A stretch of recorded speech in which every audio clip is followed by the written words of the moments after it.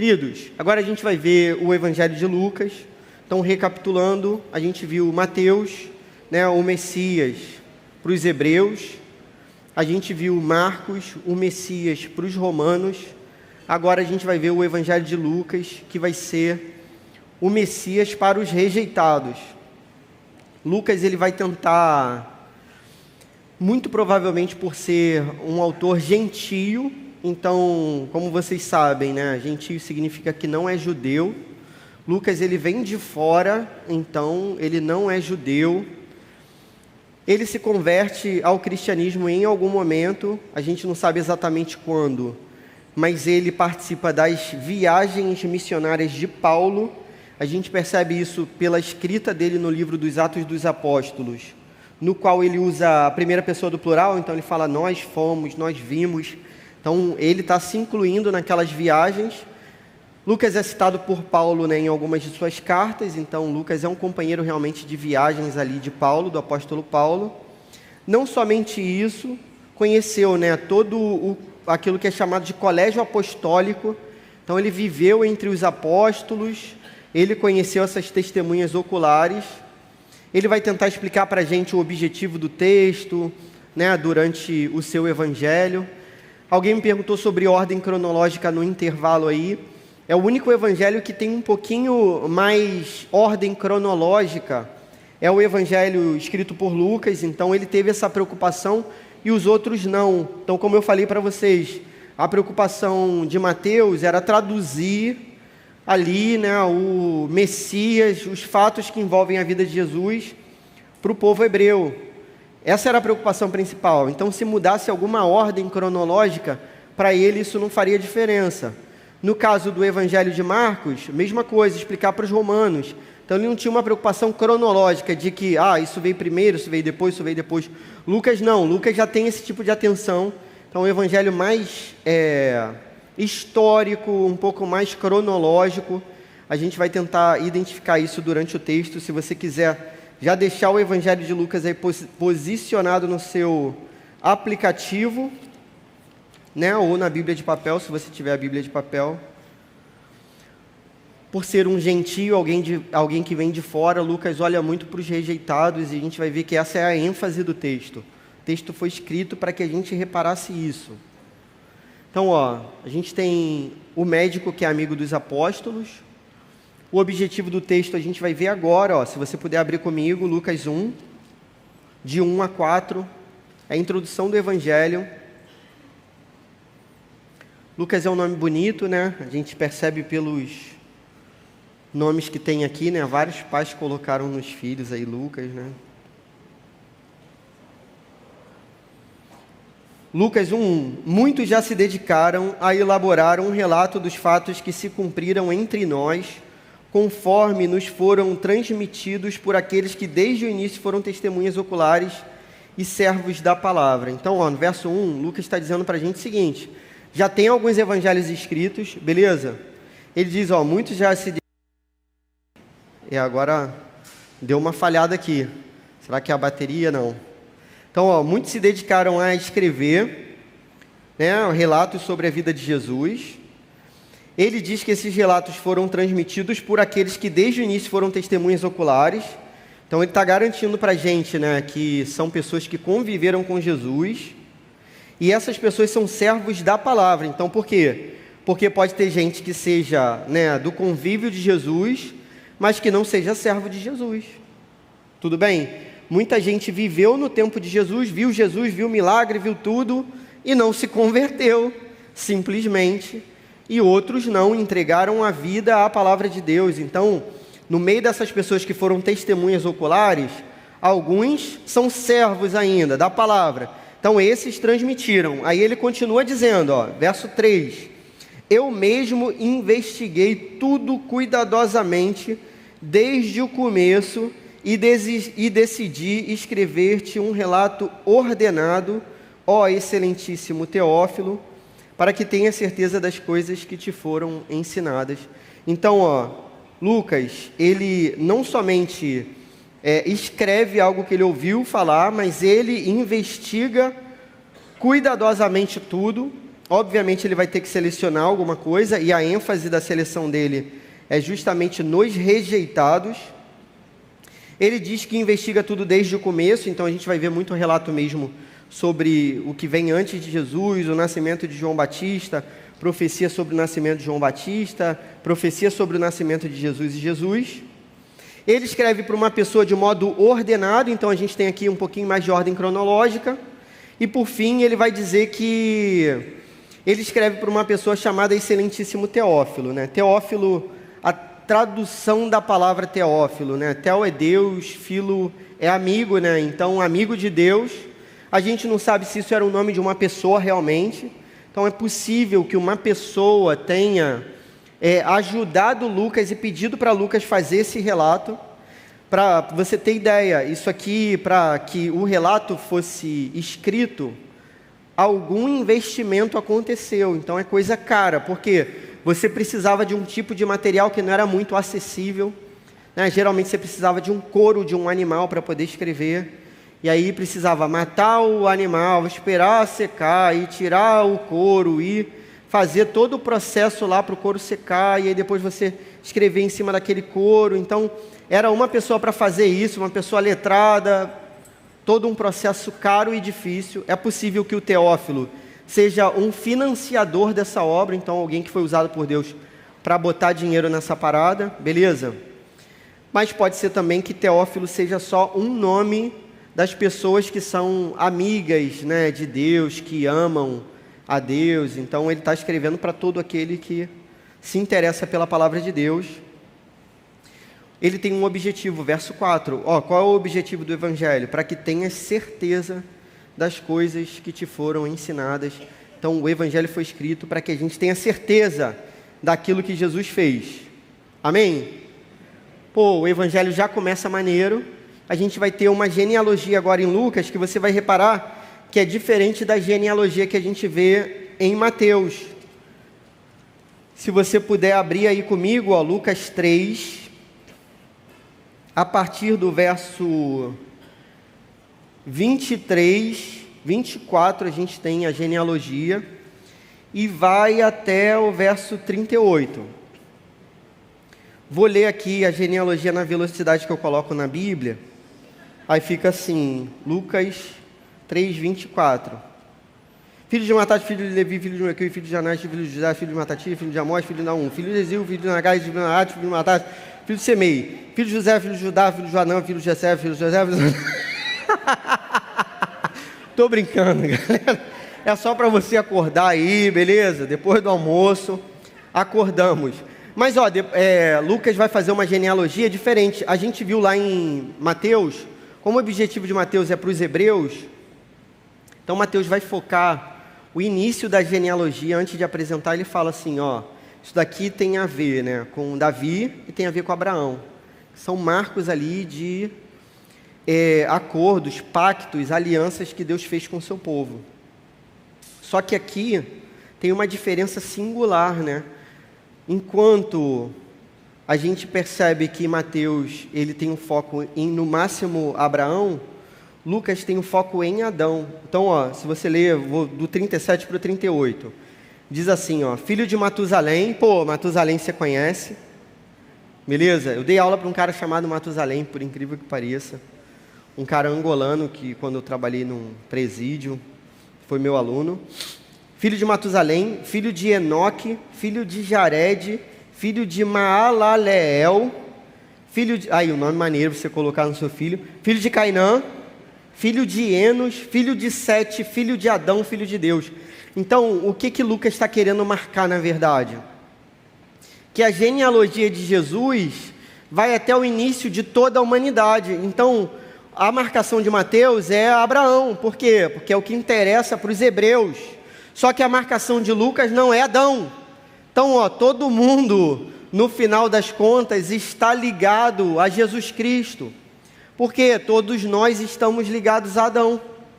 Então, de certo modo, né, a genealogia de Jesus chega até o primeiro Adão. Jesus é o segundo Adão, certamente. Então, o primeiro Adão, e Jesus, como segundo Adão, ele pode salvar todos os gentios, todos os não-judeus, todos os rejeitados, e a gente vai ver essa ênfase no Evangelho. Na Galiléia dos gentios, Jesus chama pecadores rejeitados. Então, abre aí, vamos ler a palavra. Lucas 5, verso 1 a 11, diz assim: certo dia Jesus estava perto do lago de Genezaré e uma multidão comprimia todos os lados para ouvir a palavra de Deus. Viu à beira do lago 2 barcos deixados ali pelos pescadores que estavam lavando as suas redes. Entrou num dos barcos que pertencia a Simão e pediu-lhe que o afastasse um pouco da praia. Então sentou-se e do barco ensinava ao povo.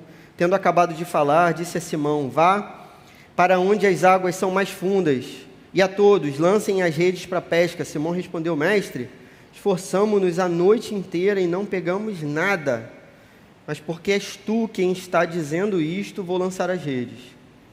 Quando o fizeram, pegaram tal quantidade de peixes que as redes começaram a rasgar-se.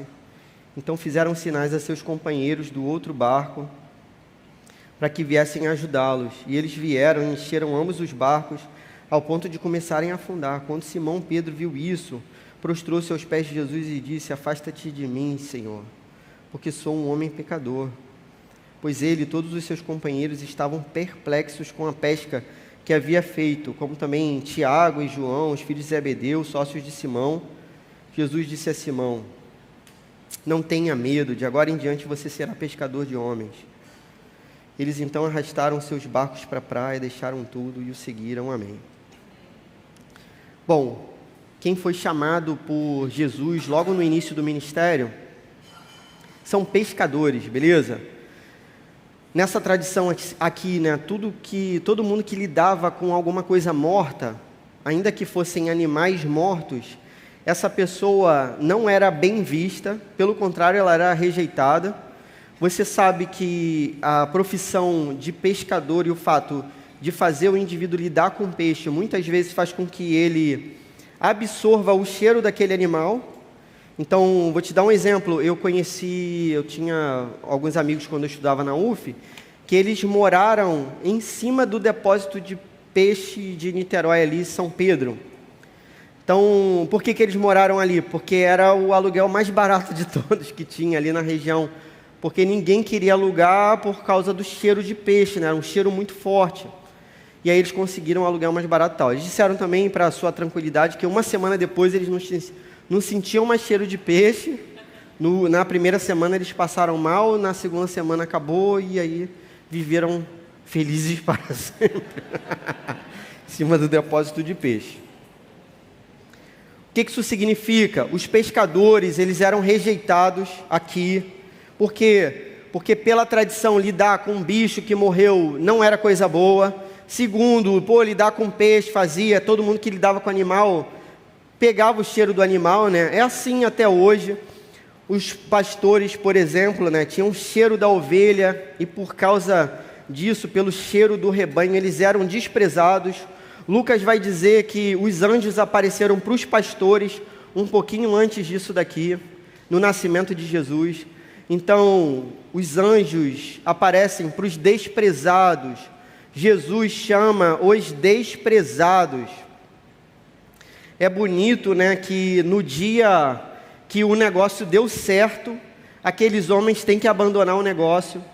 Imagina, cara, o dia que você fecha o melhor orçamento, né, da sua clínica, o dia que você, né, recebe o contrato mais valioso aí para você gerenciar, ou o dia que você passa no concurso, ou o dia que, você conseguiu o emprego dos seus sonhos. Cara, os barcos, 2 barcos estavam lotados de peixe, beleza? A ponto de quase afundar, então eles iam ganhar muito dinheiro com essa parada. No dia em que as redes estavam cheias, Jesus chama esses homens para largarem tudo. Sempre foi assim no Evangelho, deixar tudo para trás. Pedro se reconhece pecador, pede para Jesus se afastar. Jesus o chama para perto, diz que ele agora vai ser pescador de homens. Verso 11, então arrastaram seus barcos para a praia, deixaram tudo para trás e o seguiram. Eu tive a oportunidade de estudar essa língua aqui, né, durante alguns anos.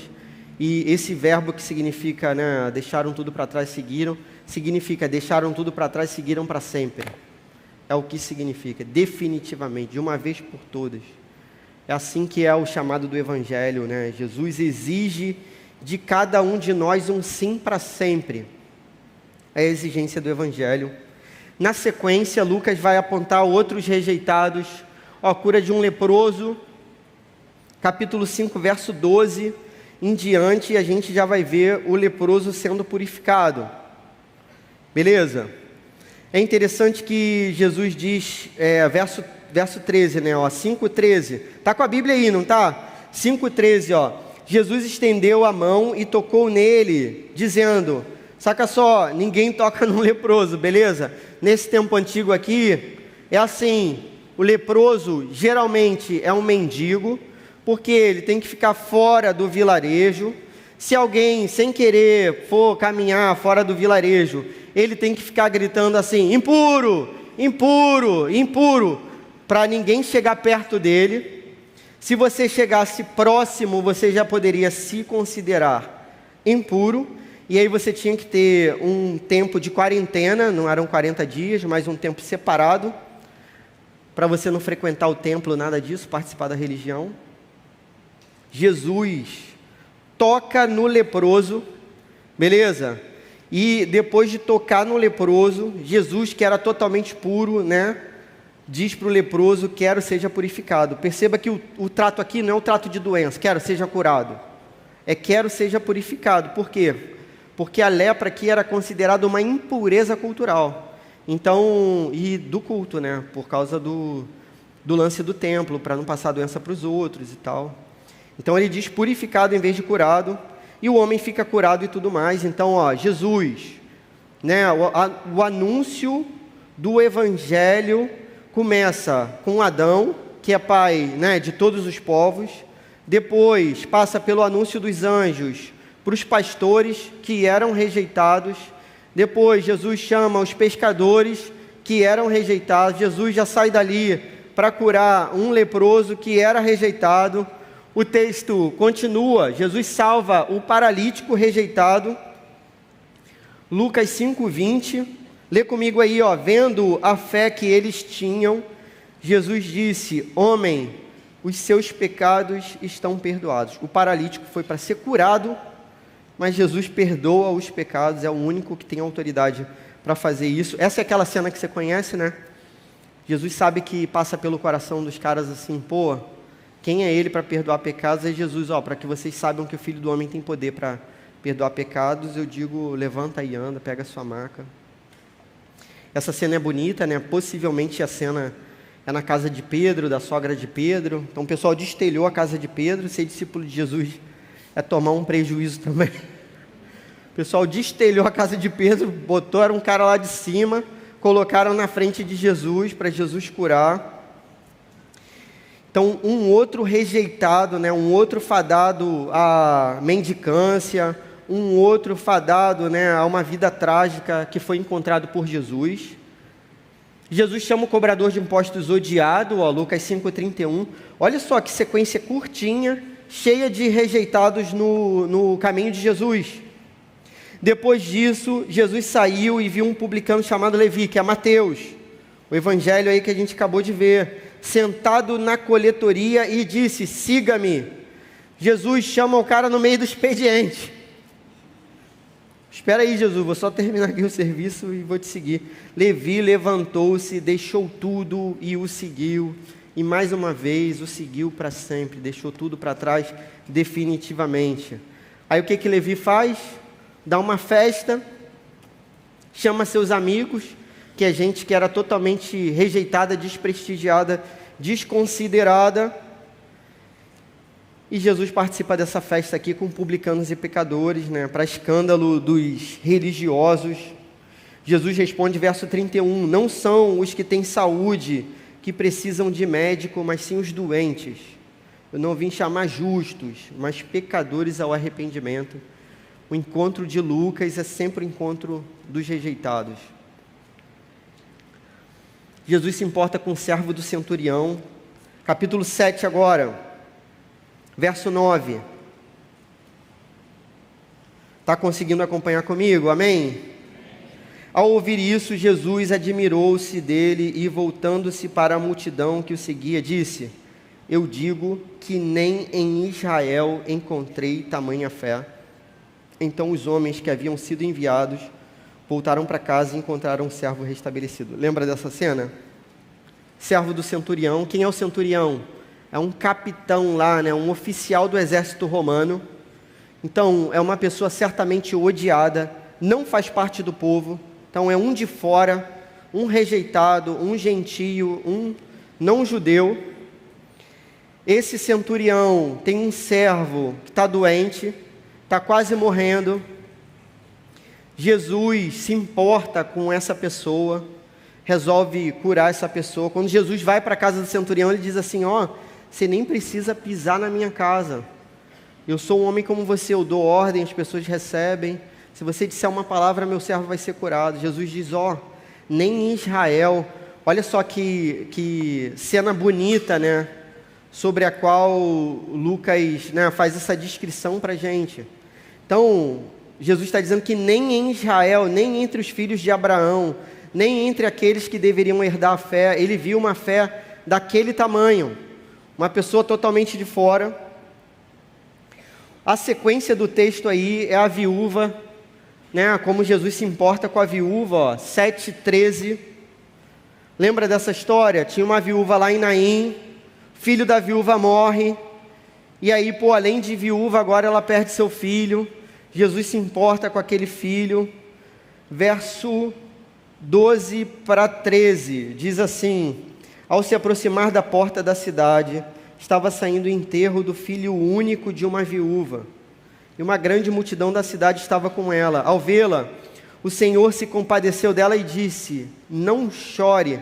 Olha que cena bonita, né? Jesus tem compaixão daquela mulher, pede para que ela, né, pare de chorar, e Jesus providencia aí uma forma de suas lágrimas serem enxugadas, né? Depois aproximou-se e tocou no caixão, e os que o carregavam pararam. Jesus disse: jovem, eu digo, levante-se. O jovem sentou-se e começou a conversar, e Jesus o entregou à sua mãe. E aí, Jesus se compadece de uma mulher viúva.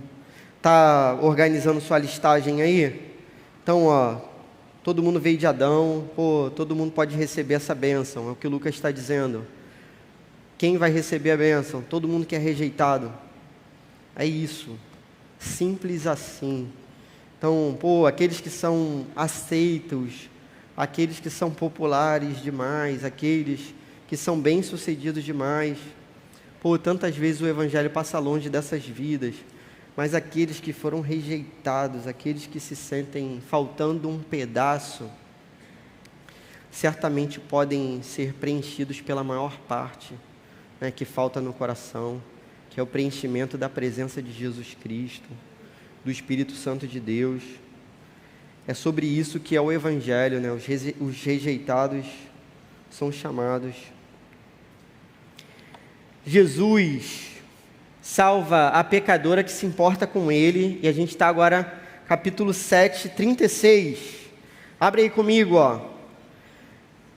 Jesus se importa com os rejeitados. Jesus vai ser rejeitado na casa de um fariseu. Uma mulher se importa com ele também por causa disso. Essa mulher já era rejeitada também pelo seu povo, e aí Jesus vai salvar essa mulher. Aqui a gente tem, né, a parábola dos dois devedores aí, que é um texto, lindo demais. Posso ler o texto com vocês?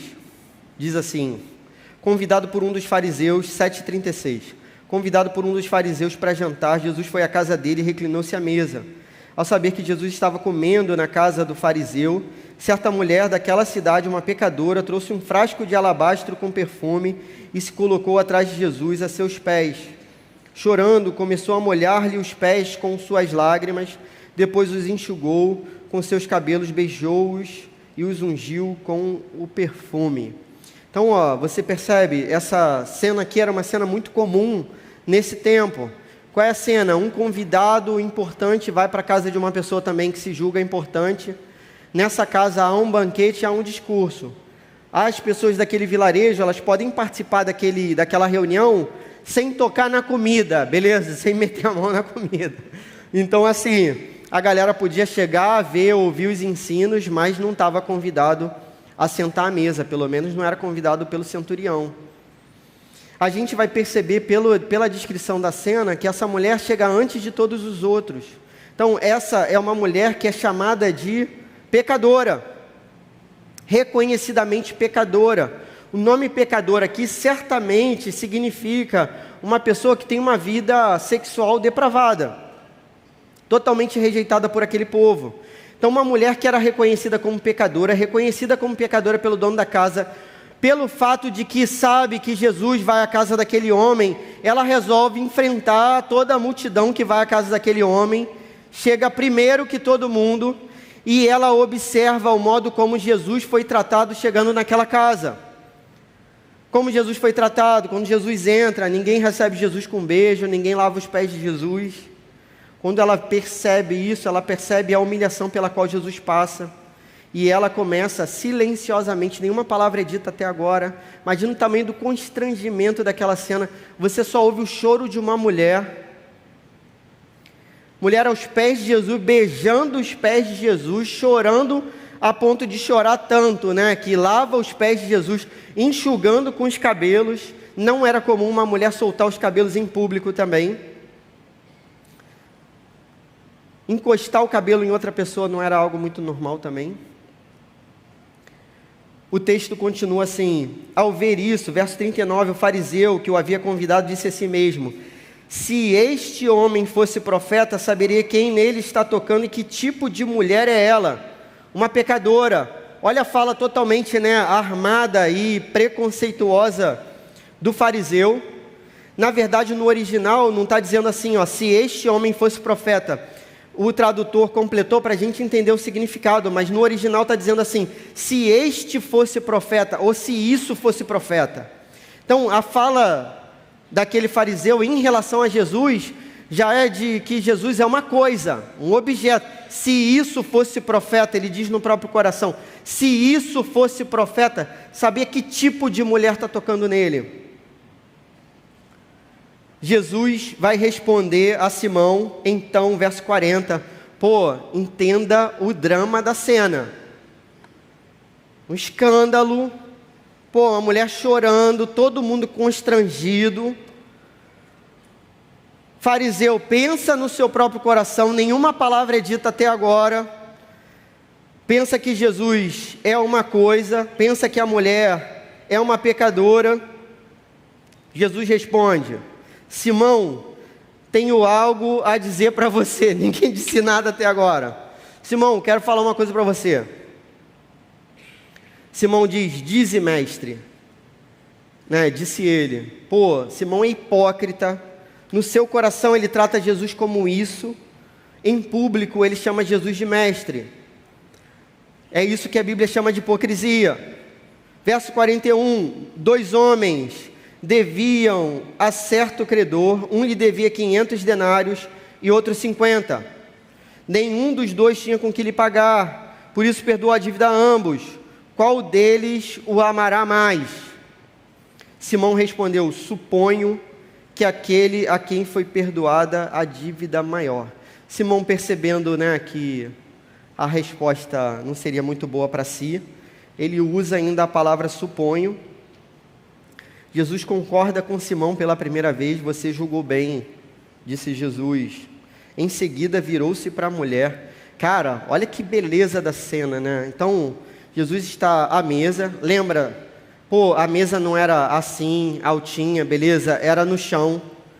A mulher não está debaixo da mesa, a mulher está por trás de Jesus, Aquela cena lá do Leonardo da Vinci, Última Ceia. Quem tem esse quadro Última Ceia em casa, pode quebrar, jogar... jogar fora. Estou brincando, já até quis ter assim de madeira, bonitinho. Aqui, mas não tem não. Beleza? Lembra daquele negócio da Última Ceia? Como é que tá, galera? Jornal Nacional, não é isso? A bancada na frente, todo mundo atrás.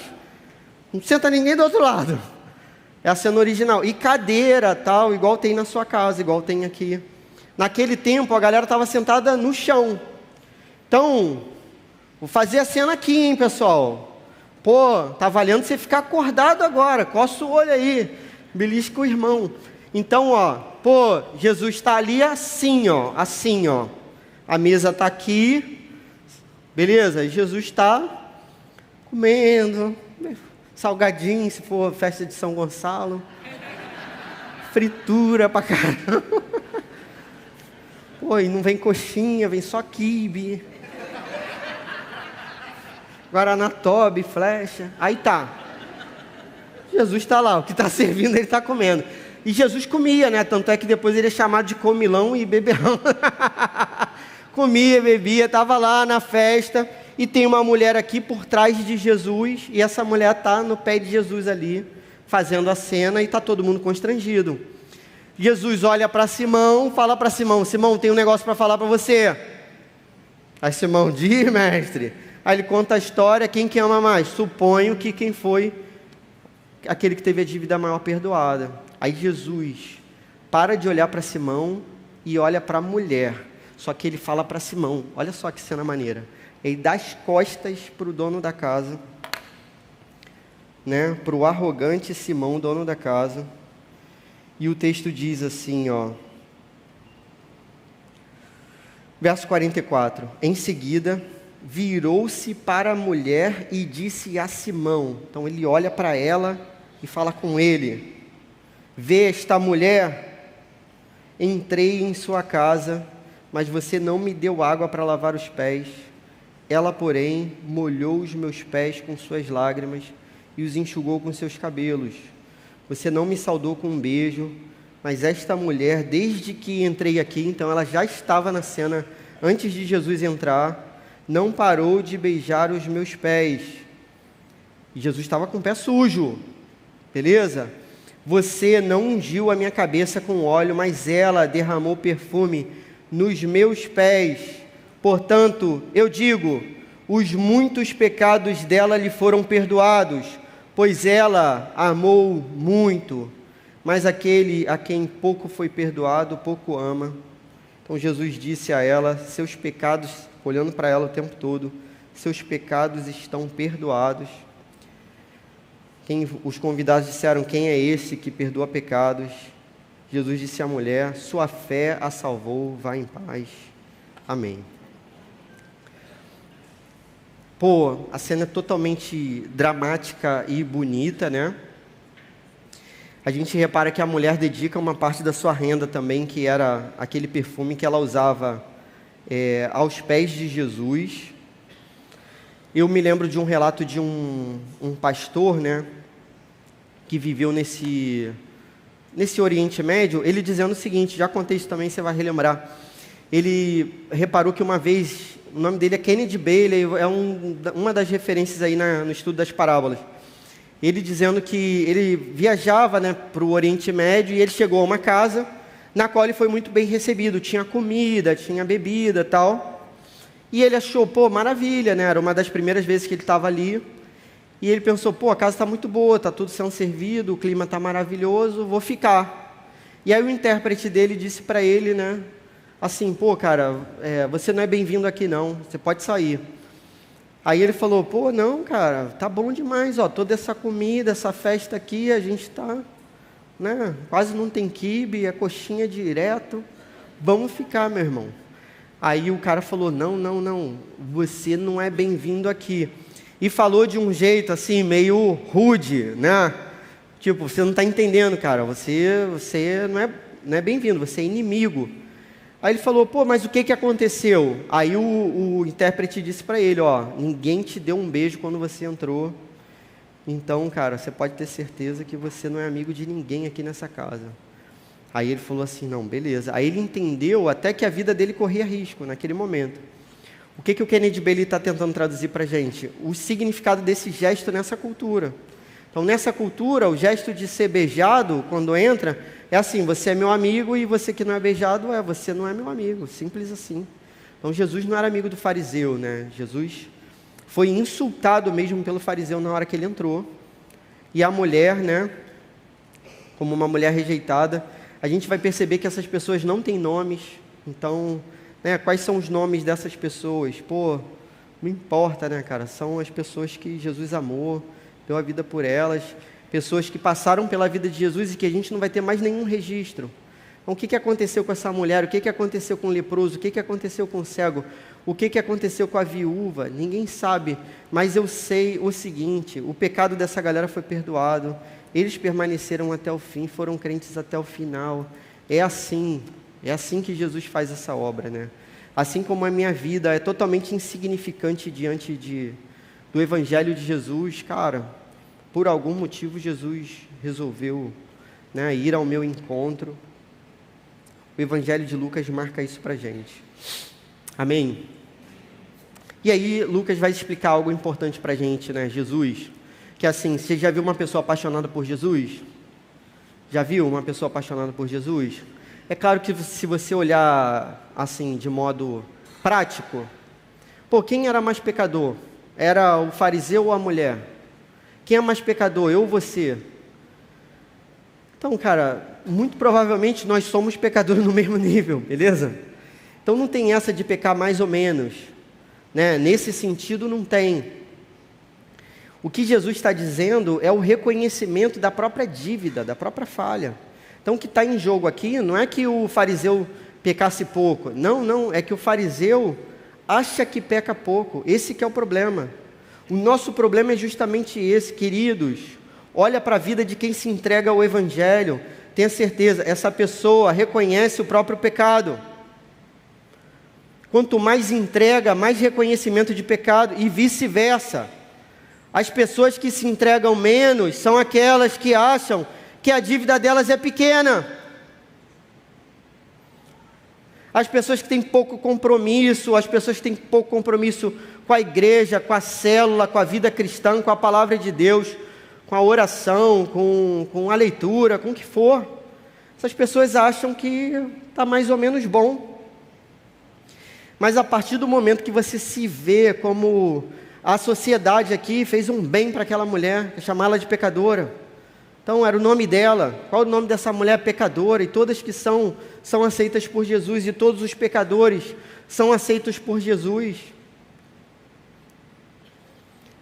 Se a gente se reconhece pecador, a gente entrega tudo para Jesus certamente. Amém?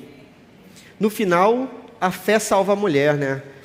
Jesus responde aqui o que está escrito em Romanos, que Lutero demorou a ler, né? O justo viverá pela fé. Está claro aqui, verso 50, 7,50. Jesus disse à mulher: sua fé a salvou, vai em paz. Então, não foi porque teve lágrima, deu perfume, cara, foi a fé, beleza? No final das contas é a fé, a gente é salvo pela fé, não é por obras. Jesus já sabia disso, já estava muito claro, obviamente. O texto continua, Jesus salva a mulher com hemorragia, esse é outro texto maravilhoso, 8,48, lembra desse texto? Isso aí. Então, uma galera, né, Jairo, tem a sua filhinha lá, que está doente e vai morrer. No meio da situação da cena lá, a filha de Jairo morre. Enquanto Jesus vai curar a filha de Jairo, ou ressuscitar, né, a filha de Jairo, uma mulher aparece no meio do caminho, toca lá na borda do manto de Jesus. E aí ela vai ser curada. E é uma mulher, né, que aqui está dito como uma mulher com fluxo de sangue, né, uma mulher com uma hemorragia. Antigamente que usava fluxo de sangue, né, nas traduções antigas, agora está dizendo hemorragia aí para você. O que isso significa? Lembra da lei antiga? O que a lei cerimonial dizia? Que quando a mulher estivesse num período menstrual, assim como todo mundo que saísse líquido do próprio corpo, o que acontecia? Não podia praticar religião, não ia para o templo, simplesmente não tinha religião. Só que essa mulher passou a vida toda assim. Uma doença que, além de tudo, tirava, obviamente, as forças dela, né? Imagina uma pessoa com hemorragia nesse tempo aqui. Jesus cura aquela mulher, pede para ela se apresentar, reintroduz a mulher ali no ciclo social dela. Então, mais um rejeitado curado por Jesus. Parábola do bom samaritano, lembra dessa parábola? Pô, olha só o que Jesus tem a ousadia de fazer. Vem um cara para ele e diz assim: Senhor, quais são os maiores mandamentos? Aí Jesus diz: como é que você lê? A Bíblia. Aí ele diz: ama a Deus sobre todas as coisas, o próximo como a si mesmo. Jesus falou: respondeu bem. Aí ele não estava satisfeito com a resposta de Jesus. Ele diz assim: Senhor, mas quem é meu próximo? Aí Jesus conta a história de uma parábola. A parábola que Jesus conta tem como ator principal, o herói da parábola, é esse cara aqui, ó, é o samaritano, que os judeus detestavam. Era o traidor, era o rejeitado, eles não queriam nem pisar na terra dos samaritanos, para não dizer que eles foram contaminados. Eles odiavam os samaritanos. E aí Jesus vai dizer para eles: sabe quem é seu próximo? Vou te contar uma história. Um homem estava ferido, e aí veio o sacerdote, passou direto, veio o levita, passou direto, e o samaritano viu o cara, cuidou do cara, levou ele para uma hospedaria, pagou lá pela estadia dele, e ainda falou: se gastar mais eu pago o resto. O dono da hospedaria também era outro personagem aqui mal visto nessa cultura. Jesus está no Evangelho de Lucas, mostrando como que o Evangelho alcança pessoas rejeitadas o tempo inteiro. Jesus coloca os gentios em destaque, né? A gente vai ver Lucas 11 aí. Estamos caminhando para o final, beleza? Lucas 11, verso 29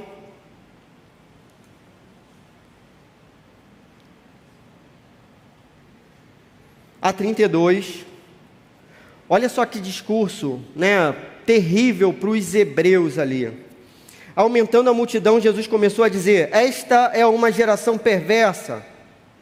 Ela pede um sinal milagroso, mas nenhum sinal lhe será dado, exceto o sinal de Jonas. Pois assim como Jonas foi um sinal para os ninivitas, o Filho do Homem também o será para esta geração. A rainha do sul se levantará no juízo com os homens dessa geração e os condenará, pois ela veio dos confins da terra para ouvir a sabedoria de Salomão, e agora está aqui quem é maior do que Salomão. Os homens de Nínive se levantarão no juízo com esta geração e a condenarão, pois eles se arrependeram com a pregação de Jonas, e agora está aqui quem é maior do que Jonas. O que Jesus está dizendo para eles? Os ninivitas, gente de fora, gente odiada, esse pessoal aqui vai julgar vocês e vai condenar vocês no dia do juízo. Vocês vão ser condenados pelos rejeitados, porque vocês, né, acham que a salvação é para vocês, né, diante de toda essa religião e desse ritual, mas não é, né?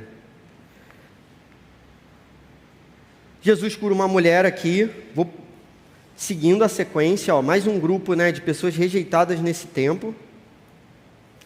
A mulher é curada num sábado, que gera problema para Jesus, né, porque os fariseus eram hipócritas nesse ponto, né, achavam que uma cura não poderia acontecer no sábado, mas se precisassem resgatar um animal, qualquer coisa, eles o fariam. Jesus convida os rejeitados para a festa. Esse texto é maravilhoso. Lucas 14, 21, saca só. O servo voltou e relatou isso ao seu senhor. Lembra dessa parábola? Tem um banquete. Um rei resolve dar um banquete e diz assim, chama os convidados. Os caras voltam e dizem: os convidados estão dizendo que tem uma opção de coisa para fazer e ninguém quer vir para a festa. E aí o rei vai dizer exatamente isso daqui. O servo voltou, verso 21, 14, 21. O servo voltou e relatou isso ao seu senhor.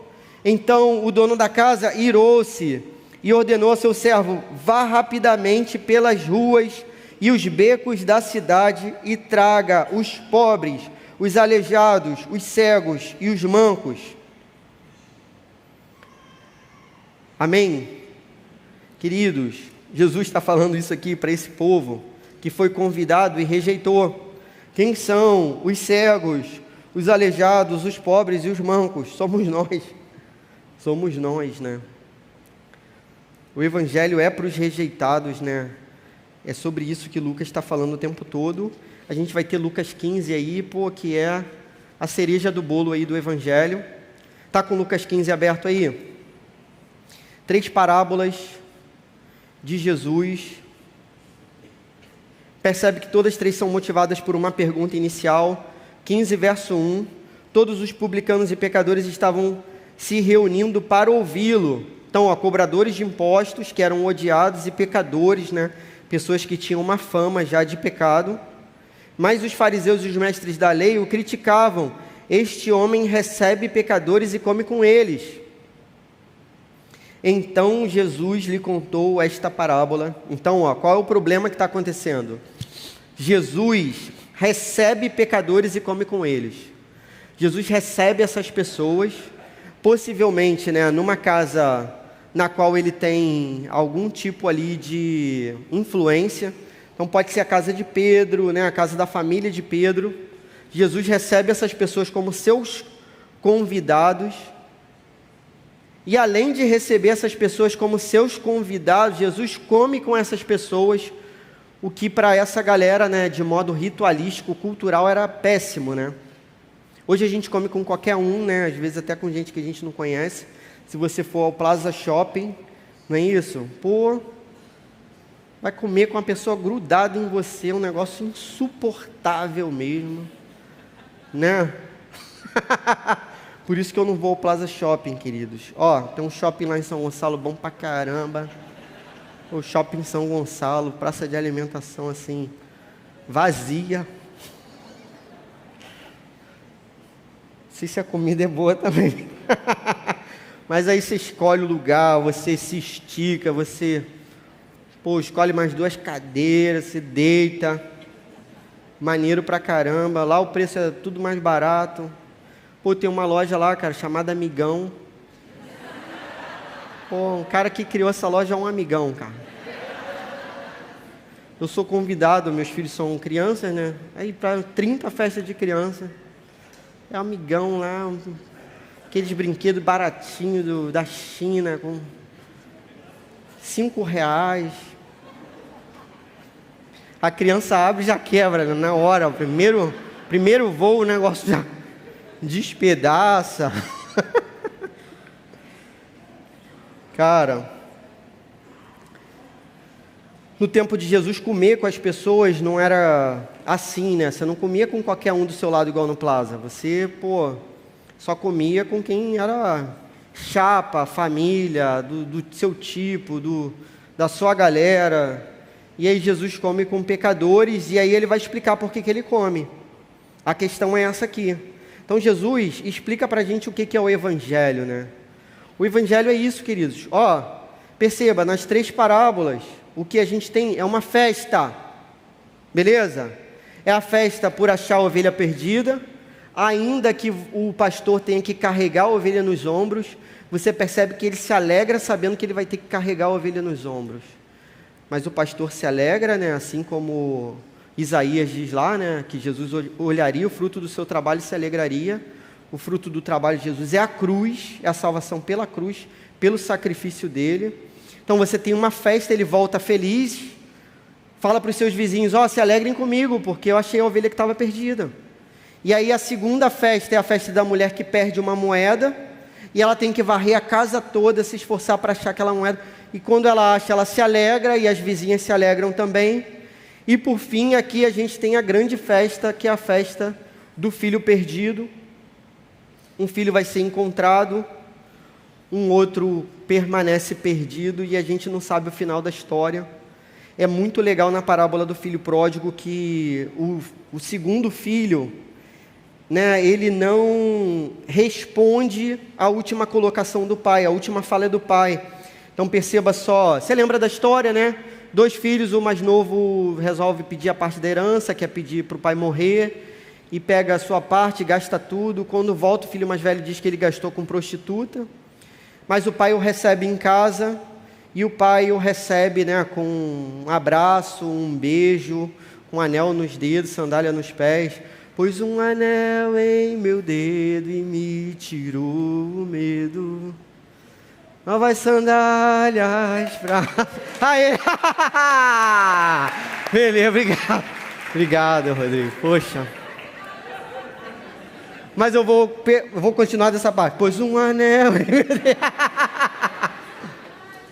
Pô, obrigado. Então, o que o pai faz? O pai mostra, né, para aquela comunidade ali que o filho vai ser bem recebido, que o filho é recebido como filho, ele recebe o anel da família, ele agora é servido, ele recebe sandálias, né, quem usava sandália era quem era da casa, ele recebe as vestes do pai e o novilho gordo, não é um novilho gordo, é o novilho gordo. Pô, aquela, né, picanha, bace, não é isso? Alto nível lá, fogo de chão, fogo de tudo. Pô, isso aí. Maravilha. E aí a festa vai ser dada, mas a fala final, olha que maneiro.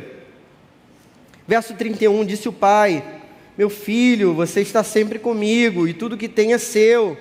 Mas nós tínhamos que celebrar a volta desse seu irmão e alegrar-nos porque ele estava morto e voltou à vida, estava perdido e foi achado. Então, essa é a insistência de Jesus com esse povo que estava rejeitando ele, os fariseus, né? Cara, se alegra também, você tem que se alegrar, porque a gente tem que festejar, porque essas pessoas estão sendo salvas, é o que Jesus diz. Então, qual é a resposta de Jesus? Por que você come com essa gente? Porque Jesus se alegra em fazer isso. Jesus se alegra em chamar pecadores, destruídos, rejeitados, prostitutas. É isso, Jesus se alegra com isso. Jesus se alegra, a gente olha para a nossa vida. Sempre foi assim, irmãos. Sempre. Eu não sei porquê, não sei explicar, mas Ele insiste em me perdoar, insiste em me trazer de volta, insiste em falar comigo, insiste em me mostrar o caminho. Cara, esse é o nosso Deus. Para finalizar, Jesus aceita a oração do publicano. Cara, esse evangelho é lindo, né, por conta disso. A parábola do fariseu e publicano, 18:9. Lê aí comigo.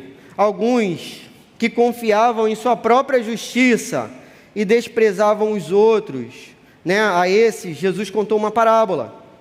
2 homens subiram ao templo para orar, um era fariseu, o outro publicano. O fariseu em pé orava no íntimo: Deus, eu te agradeço porque eu não sou como os outros homens, ladrões, corruptos, adúlteros, nem mesmo como este publicano. Jejuo 2 vezes por semana, dou o dízimo de tudo quanto ganho. Mas o publicano ficou à distância, ele nem ousava olhar para o céu, mas batendo no peito dizia: Deus, tem misericórdia de mim que sou pecador. Eu digo a vocês que este homem, e não o outro, foi para casa justificado diante de Deus, pois quem se exalta será humilhado, e quem se humilha será exaltado. Pô. Cara, Jesus conta uma história. Qual vai ser a oração ouvida? Né? A do religioso ou a do cobrador de impostos rejeitado? Vai ser a do cobrador de impostos rejeitado. Jesus destaca as crianças, né? A gente viu isso na pregação do Marcão, apesar dele ter usado outro texto, eu acho que não de Lucas. Lucas 18, 15 e 17, ó. Deixem vir a mim, já no 16, né? Deixem vir a mim as crianças e não as impeçam, pois o reino de Deus pertence aos que são semelhantes a ela. Digo a verdade, quem não receber o reino de Deus como uma criança nunca entrará nele. O evangelho de Lucas, então, é o Messias apresentado para os rejeitados. A gente vai ter o cego de Jericó, a gente vai ter Zaqueu e a gente vai ter a narrativa do ladrão na cruz, todas essas em Lucas, e são narrativas assim específicas desse evangelho. Beleza? Então, você vai ver Zaqueu publicano, só em Lucas vai ter essa história, publicano que se converte, outro rejeitado. Na hora da crucificação, a gente vai ter um dos ladrões que se converte, Você lembra? Tem 2 ladrões, um, né, continua reverberando, né, repetindo aquela fala do povo. Ah, salva a sua vida, se você é Deus, se você é rei, salva você mesmo, se você é o Messias e tal. E o outro diz, pede para Jesus ter compaixão, lembrar dele no reino. Jesus diz, digo-te que ainda hoje você vai estar comigo no paraíso. E aí, por fim, a gente tem um caminho de Emaús aí, que é uma passagem só de Lucas também, maravilhosa.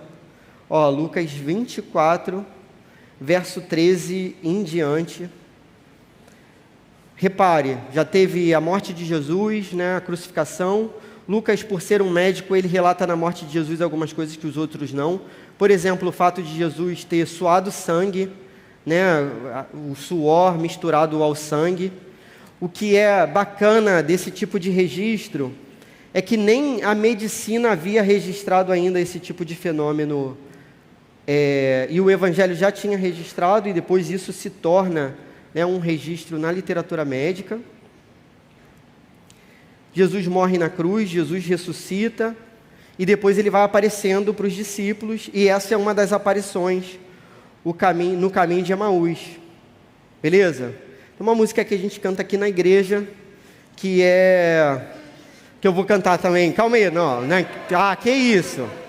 Nem comecei a cantar, a galera já está batendo palma. Calma aí, gente. Tudo bem que eu sou bom cantando, é isso, né? O sucesso está precedendo até a arte, né? Como um todo. Deixa eu lembrar. A Ele seja glória para pelo partir do pão, pelas marcas nas mãos, a Ele seja a glória. Isso aí, ó. Foi no caminho de Emaús, ao som das tuas palavras. Pô, me ajuda aí, gente. Pô, agora sim, hein? Meu coração.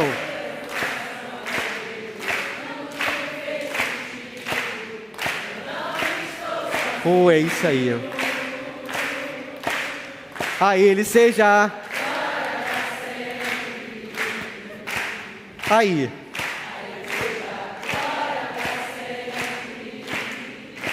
Amém. Pô, palmas aí.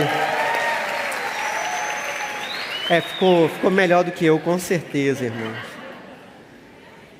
A gente vai ver isso, né? Uma das suposições é que, porque eles reconhecem a Jesus, né? Primeiro eles dizem, e depois eles vão dizer, o nosso coração ficou, né, incendiado, né? Nosso coração ardeu quando ele falou aquelas palavras. Mas eles reconhecem a Jesus quando ele parte o pão. Então alguns vão sugerir que foi o fato de Jesus ter mostrado as mãos. Então, pelo partir do pão e pelas marcas nas mãos, né?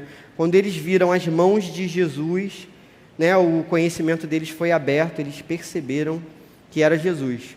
Agora, por que eles não perceberam antes? Cara, acredito que seja alguma coisa espiritual mesmo, né? O Senhor queria que não fosse reconhecido antes. É assim com a gente também, né? Tem uma galera do nosso lado que não está vendo nada. Você está assim, cara, não é possível, você não está vendo.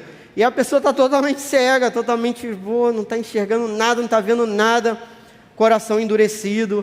Então o nosso coração, né, fica anestesiado quando Jesus quer, mas também ele é acendido também, né, aceso. Quando Jesus quer também, ele toca no nosso coração, ele muda a nossa história, com certeza, é assim. A história do caminho de Emaús, e aí a gente tem o finalzinho do Evangelho, Jesus aparece aos discípulos, verso 36, Lucas fala da ascensão, o que é maneiro, a gente está agora no capítulo 24, verso 50 já, aqui a gente tem esse relato de que Jesus, né, subiu, olha só, tendo-os levado até as proximidades de Betânia, Jesus ergueu as mãos e os abençoou, estando ainda a abençoá-los, ele os deixou e foi elevado ao céu. Então eles o adoraram e voltaram para Jerusalém com grande alegria, permaneciam constantemente no templo, louvando a Deus. Esse aqui, né, o fato deles estarem em Jerusalém, foi o que a gente viu lá em Marcos, né, possivelmente na casa de João Marcos. Amém, irmãos? Poxa, o que isso significa para nós? Lucas conta a nossa história, irmãos. Nós somos os de fora do povo, nós somos os rejeitados, mas Lucas lembra que em toda a história de Jesus, os rejeitados foram aceitos, abraçados, acolhidos, perdoados. Os que se humilham são exaltados. Lucas vai lembrar isso para a gente e vai mostrar que Jesus veio para nós também. Amém?